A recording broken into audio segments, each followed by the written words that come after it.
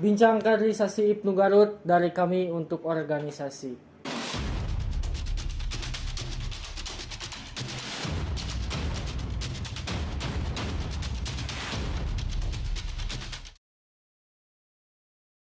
Assalamualaikum warahmatullahi wabarakatuh. Rekaners dimanapun berada, kembali lagi bersama saya di acara podcast Bincang Kaderisasi PC Ibnu Kabupaten Garut. Alhamdulillah pada malam kali ini kita bisa bertemu lagi. Dan alhamdulillah juga sekarang kita podcast di studio baru karena kemarin sesuai janji saya setelah di ruangan kemarin bersama rekan Taufik, sekarang di studio baru. Dan pada malam kali ini kita akan berbincang-bincang bersama rekan dari Dewan Instruktur Cabang PC Ibnu Kabupaten Garut. Tapi sebelum kita panggil bintang tamu kita malam kali ini, saya akan menyebutkan terlebih dahulu CV dari bintang tamu yang telah dicari oleh kru saya di podcast ini. Beliau bernama Aurid Dahlan Pratama, lahir di Garut tanggal 1 Juli tahun 2000. Jenjang kaderisasi beliau adalah Makesta tahun 2015, Lakmud tahun 2015, Latin tahun 2022, dan juga Lakut di tahun sekarang tahun 2023. Dan moto hidup beliau adalah work according to rules and responsibility. Dan karena moto dari narasumber kita kali ini adalah bahasa Inggris ya, jadi saya kurang ngerti bahasa Inggris. Jadi langsung saja kita panggil untuk menanyakan apa arti moto hidup beliau. Langsung saja kita panggil kepada rekan Aurid Dahlan untuk menempati kursi yang telah disediakan. Silakan duduk. Alhamdulillah. Rekaners, ini dia narasumber kita pada malam kali ini, rekan Aurid Dahlan. Rekan ini adalah Dewan Instruktur Cabang PC Ibnu Kabupaten Garut. Tadi sudah saya sampaikan CV dari narasumber kita malam kali ini, tapi supaya lebih jelas atau lebih detailnya lagi kita tanyakan langsung atau kita persilahkan kepada narasumber kita untuk memperkenalkan diri terlebih dahulu. Silakan, rekan. Ya, terima kasih ya. Rekan siapa namanya ini? Rekan Ridwan sebagai host daripada podcast Bincang Kaderisasi. Betul tadi yang disampaikan oleh rekan Ridwan bahwasanya nama saya Aurid Dahlan Pratama, tempat tanggal lahir sesuai, kemudian jenjang kaderisasi sesuai. Saya Makesta dulu 2015, Lakmud begitupun 2015, serta alhamdulillah Latin saya sudah laksanakan dan Lakut juga jenjang kaderisasi akhir sudah saya laksanakan. Mungkin tadi saya dengar di belakang ya terkait moto hidup. Sedikit mungkin ingin saya sampaikan bahwasanya kita sebagai pelajar, kita sebagai pengurus yang mana jangan terlalu banyak improvisasi dalam melakukan banyak hal, tetapi bekerjalah sesuai aturan dan tanggung jawab yang kita miliki. Seperti itu mungkin. Siap. Nah, berarti itu ya sudah ada klarifikasi dari moto hidup rekan Aurid ini. Nah, karena rekan Aurid ini kebetulan di Dewan Instruktur Cabang ya. Betul. Nah, jadi perlu rekaners ketahui bahwa di kaderisasi itu ada yang namanya instruktur. Jadi tidak terlepas atau berkesinambungan antara Departemen Kaderisasi dan juga Dewan Instruktur. Nah, seperti rekan Muhammad Taufik kemarin, saya juga membawa pertanyaan-pertanyaan untuk rekan Aurid dari rekan-rekan kita di PAC. Banyak menanyakan kepada saya apa tugas instruktur itu, tapi adalah beberapa pertanyaan. Langsung saja mungkin ke pertanyaan pertama. Jadi karena layaknya seperti jantung organisasi, bahwa kaderisasi itu jantung organisasi, bagaimana tanggapan rekan selaku Dewan Instruktur Cabang menafsirkan bahwa kaderisasi itu adalah jantung organisasi? Ya, Langsung saya tanggapi. Siap. Ya. Mungkin yang pertama yang ingin saya sampaikan bahwasanya saya pernah mendengar dari salah satu senior, bahkan banyak atau sering sekali disampaikan bahwasanya setiap orang ada masanya ataupun dan setiap masa ada orangnya. Mungkin daripada pertanyaan tersebut yang ingin saya sampaikan, kenapa sih kaderisasi itu merupakan jantungnya organisasi kan? Karena ibaratnya jantung itu memompa darah dan mengalirkan darah ke seluruh tubuh. Ketika darah tersebut mengalir secara bebas ataupun secara semestinya, disitulah tubuh akan bekerja sesuai dengan fungsinya masing-masing. Sama halnya seperti kaderisasi yang diibaratkan dengan jantungnya organisasi, bahwasanya ketika kita menciptakan kader-kader yang memiliki jiwa organisasi yang kuat, yang seharusnya itu bisa memberikan dampak positif bagi organisasi sehingga organisasi bisa berjalan sesuai dengan roda-roda organisasi yang semestinya harus berputar ya, dan itu bisa memberikan dampak positif juga bagi organisasi yang lain, khususnya di internal maupun di eksternal, karena sesuai dengan tujuan organisasi IPNU bahwasanya kita itu dihadirkan dengan alasan kita itu harus memiliki manfaat bagi banyak orang, seperti itu salah satunya. Itu mungkin. Nah, itu rekaners jawaban dari narasumber kita terkait tanggapannya atau tafsirannya terkait kaderisasi sebagai jantung organisasi. Jadi kita di organisasi, khususnya di kaderisasi itu, kenapa diibaratkan sebagai jantung? Karena jantung itu yang seperti yang disebutkan memompa darah gitu. Jadi jika kaderisasinya masif di tubuh IPNU, maka IPNU itu akan berjalan sebagaimana mestinya. Betul. Seperti itu. Tadi rekaners jawaban dari narasumber kita, dan mungkin ini yang banyak ditanyakan rekan-rekan kita baik di PAC, di PK ataupun di ranting terkait apa saja tugas dari instruktur itu, karena banyak sebetulnya yang belum paham tugas instruktur itu seperti apa sebetulnya. Silakan untuk ditanggapi. Nah, terkait tugas ya, seringkali ketika kita hadir di berbagai kaderisasi itu kan selalu dipertanyakan ya, apalagi ketika kita dari tim instruktur tidak memiliki surat tugas yang dilayangkan oleh dari pimpinan cabang itu tersendiri. Nah, mungkin ada beberapa tugas yang ingin saya sampaikan terkait instruktur, dan juga mungkin saya nanti akan jelaskan mengapa sih PC IPNU Garut membentuk salah satu badan khusus di kepengurusan seperti itu. Yang pertama yang ingin saya sampaikan bahwasanya salah satu tugas instruktur terutama di badan Dewan Instruktur Cabang itu sesuai daripada amanat konferensi cabang sebelum sekarang dijabat oleh Ketua PAIS ya. Di konferensi cabang itu dicetuskan bahwasanya tugas instruktur itu mengawal tegak terlaksananya buku saku dan buku SK. Yang mana buku saku dan buku SK ini perlu rekan-rekan ketahui, ini merupakan salah satu RTL yang akan nantinya dilaksanakan oleh para rekan-rekan pasca melaksanakan kaderisasi formal. Nah, di dalam buku saku dan buku SK tersebut termaktub atau tertulis materi-materi yang nantinya bisa rekan-rekan baca, bisa rekan-rekan pahami, dan di buku SKA-nya itu ada beberapa poin-poin yang ditanyakan, yang itu akan menjadi evaluasi daripada pemahaman rekan seperti itu. Dan mungkin yang kedua, sebagaimana tertulis dalam baik PDPRT maupun pedoman kaderisasi, tugas instruktur itu mengawal setiap pengkaderan, baik terkait alasan mengapa PC IPNU Garut membentuk badan khusus.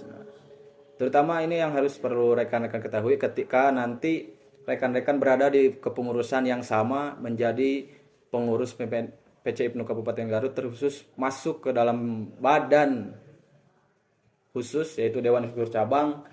Ketika instruktur hadir itu alasannya karena PC IPNU Garut ingin memasifkan kaderisasi, ingin menciptakan, kalau sebelumnya rekan Topik menyebutkan ingin menciptakan kader sebanyak 200, kan melakukan pembentukan di setiap beberapa sekolah baik swasta maupun negeri. Nah, itu salah satunya kenapa alasan badan Dewan Instruktur Cabang itu dihadirkan. Nah, dan perlu rekan-rekan juga tahu bahwasanya ketika instruktur turun ke lapangan, jangan pernah rekan-rekan sekalian untuk tahu apa permasalahan di internal cabang itu tersendiri, apa permasalahan nantinya di tataran PAC, PK maupun PR. Kalau ketika rekan sekalian sudah menjadi instruktur ya, yang terpenting ketika rekan menjadi instruktur, lanjut saja kaderisasi, jangan sampai terhalangi oleh masalah-masalah internal. Karena ketika kita sudah tergerus atau masuk, mencebur lah istilah namanya, mencebur mengikuti permasalahan-permasalahan yang ada di organ itu tersendiri, ya kaderisasi akan terpotong atau terhambat seperti itu. Mungkin itu rekan. Jadi itu rekaners jawaban dari instruktur PC IPNU Kabupaten Garut kenapa pada periode sekarang PC IPNU Kabupaten Garut membentuk dewan khusus yaitu Dewan Instruktur Cabang. Betul. Nah, langsung saja supaya tidak terlalu lama, pasti penasaran rekan-rekan yang selalu stay di YouTube dan juga di IG untuk menantikan podcast ini, karena di podcast ini rekan-rekan bisa mendapatkan informasi seputar kaderisasi yang ada di PC IPNU Kabupaten Garut. Untuk pertanyaan ketiga, lantas ke depan proses pengawalan seperti apa yang akan dilakukan oleh tim instruktur PC IPNU Kabupaten Garut untuk mempersiapkan kader-kader IPNU di masa yang akan datang? Boleh dijawab sekarang? Silahkan. Kirain nanti saja, karena kan tadi rekan menyebutkan ada agenda lain ya. Ya terkait ke depan itu seperti apa sih proses pengawalan yang akan dilaksanakan oleh tim instruktur cabang? Mengutip daripada moto saya ya, work according to rules and responsibility. Artinya kita bekerja sesuai dengan aturan dan tanggung jawab. Nah, salah satunya itu dalam proses pengawalan kita harus tahu tugas dan fungsi daripada instruktur sendiri. Tadi saya sudah sampaikan. Kemudian yang selanjutnya kita melaksanakan proses pengawalan dengan modifikasi hasil daripada rempuk dengan tim kaderisasi lain. Namun satu yang tidak boleh dilupakan, aturan atau amanat yang telah termaktub baik dalam PDPRT maupun dalam pedoman kaderisasi itu harus tetap kita laksanakan. Mulai dari proses pelaksanaan pelatihan baik Makesta, Lakmud, Latin maupun Lakut, kita akan dampingi. Nantinya itu dari tim kaderisasi juga, karena kita kan beriringan dengan tim kaderisasi, itu ada nantinya itu dari departemen kaderisasi yang menguji atau melaksanakan uji kelayakan sebelum pelaksanaan pelatihan, sehingga proses pelaksanaan itu betul-betul dimaksimalkan oleh setiap panitia pelaksana nantinya seperti itu. Mungkin yang kedua, ketika proses pelaksanaan tadi saya katakan kita akan bekerja sesuai dengan aturan dan sesuai dengan modifikasi yang telah kita buat sesuai dengan standarisasi Makesta yang telah kita sahkan di workshop kaderisasi kemarin. Nah, yang ketiga ini yang perlu saya sampaikan kembali, insya Allah hasil daripada workshop kemarin khususnya dalam buku SK dan buku saku, setelah Lebaran semoga tidak ada hambatan lagi, kita bisa melaksanakan buku SK tersebut, dan itu nantinya ketika anggota maupun kader yang telah melaksanakan Makesta dan Lakmud itu melaksanakan RTL daripada buku SK tersebut atau SKK tersebut ya. Yang mana nantinya ketika kader-kader atau anggota-anggota yang telah melaksanakan pelatihan tersebut melaksanakan buku SKA dan selesai dalam jangka waktu kurang lebih 3 bulan yang telah disepakati, itu kita akan melaksanakan wisuda bagi anggota yang telah melaksanakan buku saku atau buku SKA tersebut.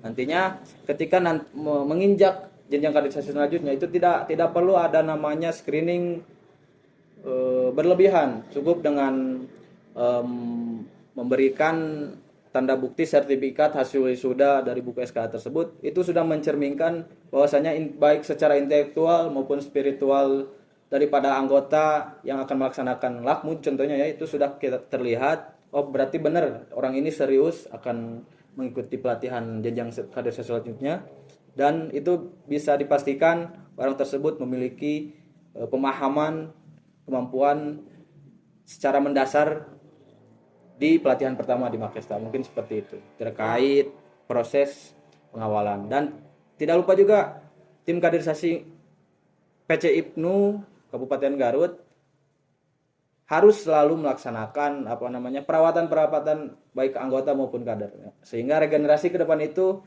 sudah matang, karena tanggung jawab tim instruktur itu besar.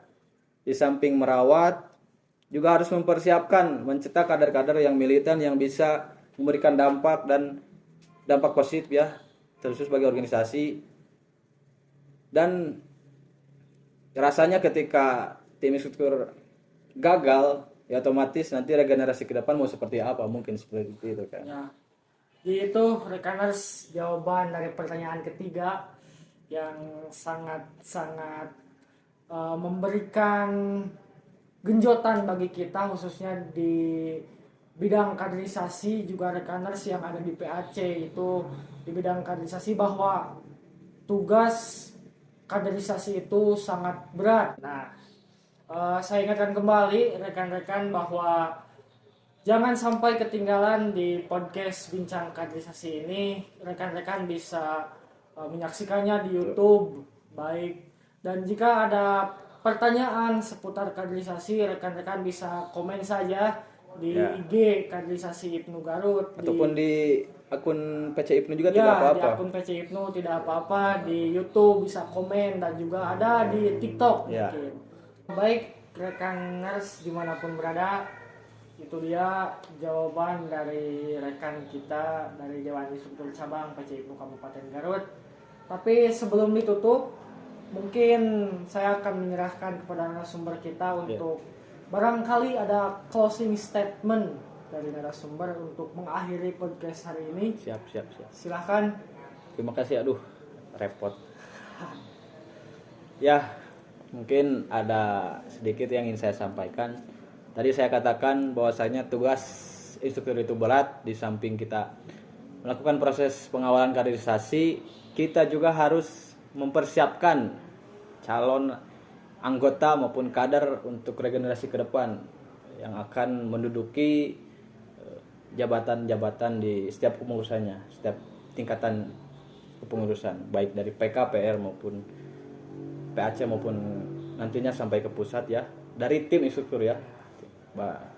Nah, mungkin ada satu yang mengena yang saya terima, atau kata-kata yang saya terima ketika saya lakut rekan, bahwasanya daripada ketua kaderisasi pimpinan pusat rekan Iqbal mengatakan seperti ini,